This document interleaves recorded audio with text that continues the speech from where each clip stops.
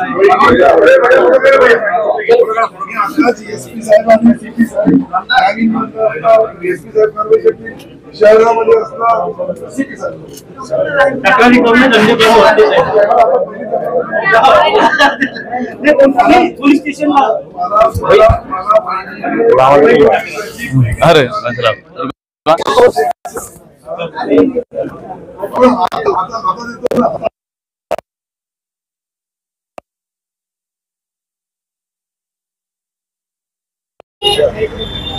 आज औरंगाबाद शहरामध्ये अवैध धंदे व त्यामधून वाढत चाललेली गुन्हेगारी यामध्ये सर्व विशेषतः बौद्ध मागासवर्गीय वसाहती सहित पूर्ण शहरामध्ये आज नागरिक परेशान आहे। विशेष करून महिला मुलींना याचा फार त्रास होतोय। 24 तास चालणाऱ्या अवैध दारू धंद्यावर अड्ड्यामुळे स्थानिक रहिवाशांना विशेषतः महिलांना शिवीगाळ करणे, नशेखोर मुलं शिवीगाळ करणे, मारहाण करणे, काही दापायला गेल्यावर त्याला झगडे करणे, त्याच्यासोबत अनेक प्रकारचं तर सहन होत आहे।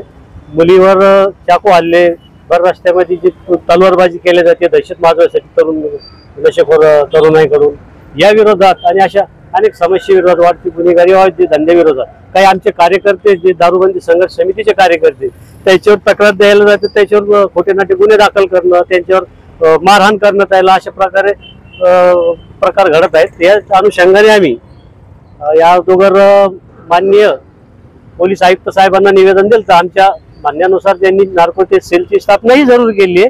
चांगली कारवाई त्या माध्यमातून गीता बागोडे मॅडम करतायत, पण वस्त्या अंतर्गतचे जे अवैध दारूचे गांजाचे धंदे त्या बाबत अजून कुठल्याही प्रकारची कारवाई होत नाहीये।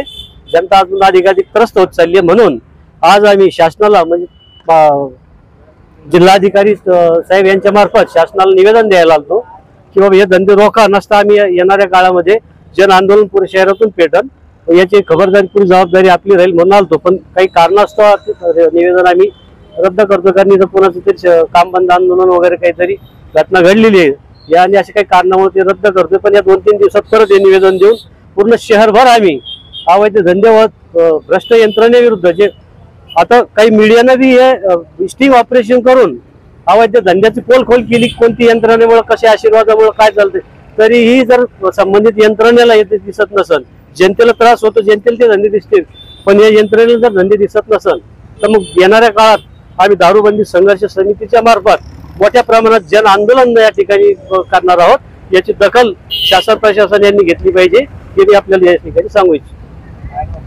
मी सिद्धार्थ गंगावणे, दारूबंदी संघर्ष समितीचा अध्यक्ष। निवेदन देऊन जर झालं नाही तर पूर्ण शहरामध्ये आम्ही प्रत्येक वसाहतीत आज नागरिक त्रस्त आहे, तर पूर्ण शहरातल्या नागरिकांना एक ठिकाणी आणून लाखोच्या संख्येने शहरामध्ये मोर्चा काढण्याची आमची तयारी आहे। नाही तसं तर एक नाही धरतायत, पण आता अनेक मागच्या वेळेस दिव्य मराठीवाल्यांना जर मुकुंदवाडीचा मुद्दा उपस्थित, मुकुंदवाडीमध्ये जास्त प्रमाणात पोलीस स्टेशनच्या अगदी जवळच आहे। मुकुंदवाडी झालं, नारेगाव झालं, त्यानंतर उस्मानपूर आहे, परत आपलं काय म्हणता येईल भीमनगर भावसिंगपुरा या ठिकाणी आहे। अशा असंख्य ठिकाणी त्याला मुकुंदवाडीचं प्रकरण सध्याला फार मोठ्या प्रमाणात समोर येत आहे। अशा सर्वच पोलीस ठाणे अंतर्गत आहे आणि स्थानिक नागरिक ज्यावेळेस तक्रार द्यायसाठी जातात, एक तर त्याची तक्रार व्यवस्थित ऐकल्या नाही जात, उलट तुमचे फोटो काढू का, फोटो काढायचे वगैरे अशी भाषा वापरली जाते। तर ते न करता नागरिकांची तक्रार दाखल घ्या, तक्रार झाल्यानंतर ही तक्रार काही ठिकाणी घेतली गेली पण गुन्हे दाखल बी होत नाही व्यवस्थित आणि ते दुकान बी बंद होत नाही आजपर्यंत। तर दुकान का बंद होत नाही, दुकान 24 तास चालू आहेत, ते झाले पाहिजे।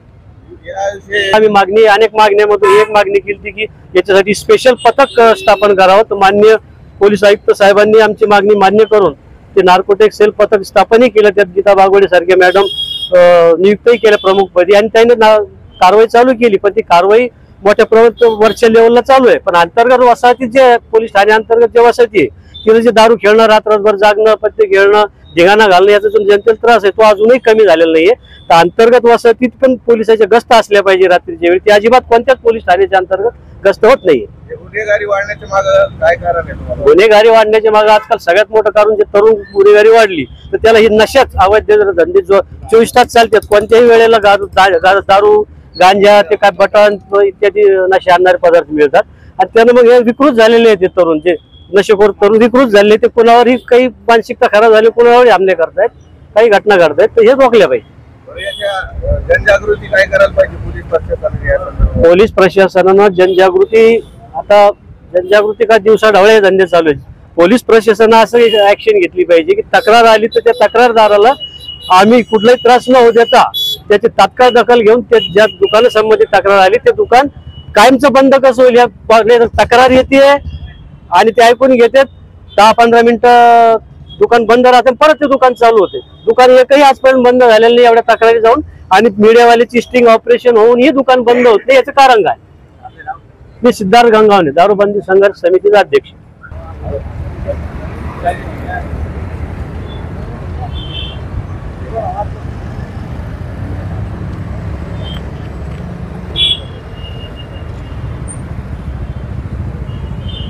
आमच्या भीमनगर मध्ये विहाराच्या आजूबाजूला इतके दुकानं झालेत आणि इतके तरुण मुलं ते दारू पिऊ मरू लागलेत आमच्या एरियामध्ये. आता या 4-6 महिन्यामध्ये जवळपास 7-8 मुलं वारलेले आहेत दारू पिऊन. आणि विहारात जाताना आम्हाला इतका त्रास होते. आता वर्षावाचा कार्यक्रम चालू आहे, जर दुपारी आम्ही जातो, सकाळी कुठे फिरायला जाताना रस्त्यामध्ये इतकी गर्दी असते की बाजू सरका म्हटलं तरी बाजू सरकत नाहीत मुलं दारू पिलेले. आणि जाता येता विनाकारण त्यांचे फालतूचे टॉन्ट ऐकावं लागतात, काहीतरी गाड्या बोलत असतात. नावेला जाऊन आपल्याला मान खाली घालून निघावं लागतं. तर मला रिक्वेस्ट आहे गव्हर्नमेंटला की दारू कम्प्लिटली बंद करा आणि आमच्या एरियातले तर सगळेच बंद करा दुकानं. आमच्या प्रत्येक विहाराच्या बाजूला 4-5 दुकानं झाले सगळ्या विहाराच्या याच्यात. आणि सगळ्या शहरामध्ये अशीच परिस्थिती आहे जवळपास आमच्या एरियामध्ये. गरीब म्हणून लोक तुम्ही मरायला सोडून दिलेत का दारू पिऊ पिऊन मला तुम्ही दारू बंद करा म्हणजे आमचे लोक मिळाली नाही तर शांत तरी घरात बसतील. त्याच्यामुळे मला असं वाटतं की दारूबंदी संघर्ष समितीच्या निमित्ताने आम्ही सगळ्यांना आता कलेक्टर ऑफिसला निवेदन देतोय आणि कुठल्याही परिस्थितीमध्ये दारू बंद झालीच पाहिजे. गव्हर्नमेंटची पूर्ण महाराष्ट्रात बंद केली तर चांगलीच गोष्ट आहे, पण कमीत कमी आमच्या एरियात बंद करा, शहरात तरी बंद करा असं माझी रिक्वेस्ट आहे सगळ्यांना. आणि तुम्ही काळजी करा लोकांना. नाही मरायलाच लोक लागलेत ना, अक्षरशः मरायला लागलेत. तरुण पोरं 25 वर्षाचे पोरं बोरवलेत आता 40-50च्या पुढे जाऊच नाही लागले पोरं. आणि आम्ही तक्रार द्यावं तर ते काही अर्थ नाही तक्रारीला. आणि सगळे लोक म्हणतात की होणार नाही बंद. कशी बंद होणार नाही? लोकशाही आहे का काही ठोकशाही? इथं दारू बंद करायला पाहिजे तुम्ही सगळ्यांनी. कम्प्लिटली गुजरात मध्ये झालं तशी आमच्याकडे बंद करून टाका. आम्हाला काहीच प्रॉब्लेम नाहीये. ज्यांना प्रॉब्लेम आहे ते जातील कुठे, काय घ्यायचे ते घेतील कुठे जाऊन. पण गरिबांना एवढे पैसे नसतात बाहेर जायला पैसे आणायला.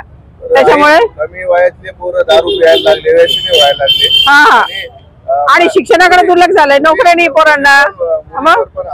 आणि मुलींवर वाढले. मुलींना रस्त्याने फिरायला अवघड झालंय. रस्त्याने जायचं मुलं तर कंटाळा करतात जायला, रस्त्याने जायला की तिथं 4-5 लोक उभे आहेत, मग मी दारू पिलेले कसं जाऊ तिथून रस्त्याने. पोरी असं ओरडतात ना, त्रास होतो ना. मग प्रत्येक वेळेस सोबत जाणार आहे का आपण? आपल्यालाही कामं असतात ना.